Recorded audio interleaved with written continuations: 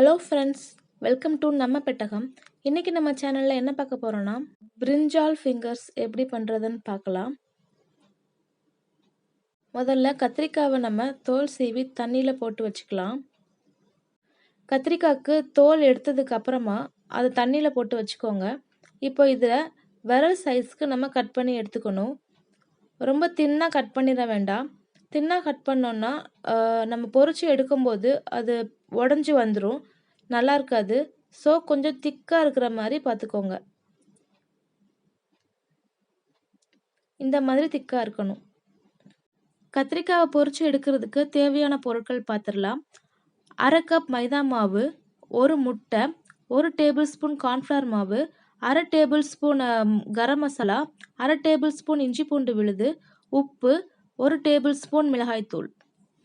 First ஒரு mixing பவுலில் எடுத்து வச்சுருக்க 1/2 கப் மைதா மாவு, 1 டேபிள் ஸ்பூன் கார்ன்ஃப்ளவர் மாவு, எடுத்து வச்சுருக்க 1/2 tablespoon garam masala, 1 tablespoon chilli powder, இஞ்சி பூண்டு விழுது, உப்பு எல்லாத்தையும் சேர்த்து நல்லா மிக்ஸ் பண்ணி விட்டுக்கணும்.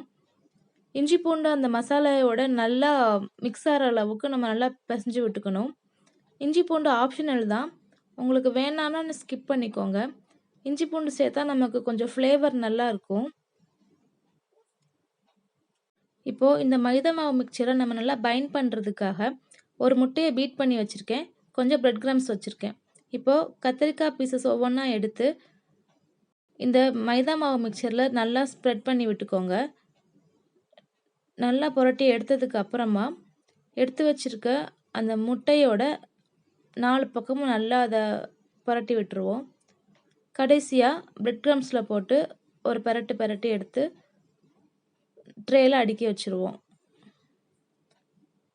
எல்லாத்தையும் முதல்ல நம்ம இது மாதிரி அரேஞ்ச் பண்ணிவிட்டு கடைசியாக ஒன்று ஒன்றா பொரித்து எடுத்துருக்கு நமக்கு ஈஸியாக இருக்கும்.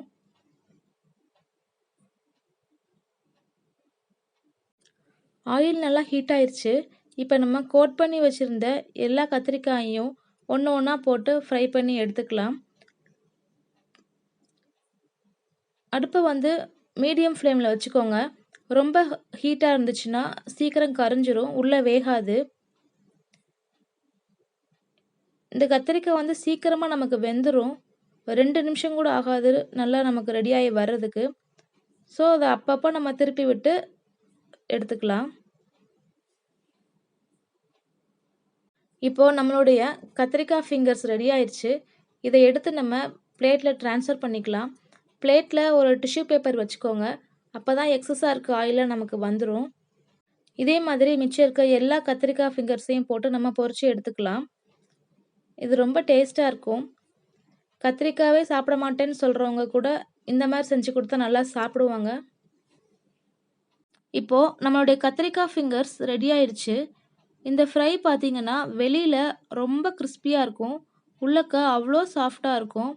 இதை நம்ம டொமேட்டோ கெச்சப்போட வச்சு சாப்பிடும்போது டேஸ்ட் அவ்வளோ சூப்பராக இருக்கும். நீங்களும் இதை உங்கள் வீட்டில் ட்ரை பண்ணி பாருங்கள். இந்த வீடியோ உங்களுக்கு பிடிச்சிருந்துச்சுன்னா என்னுடைய சேனலை லைக் பண்ணுங்கள், ஷேர் பண்ணுங்கள், கமெண்ட் பண்ணுங்கள். மறக்காமல் சப்ஸ்கிரைப் பண்ணிக்கோங்க.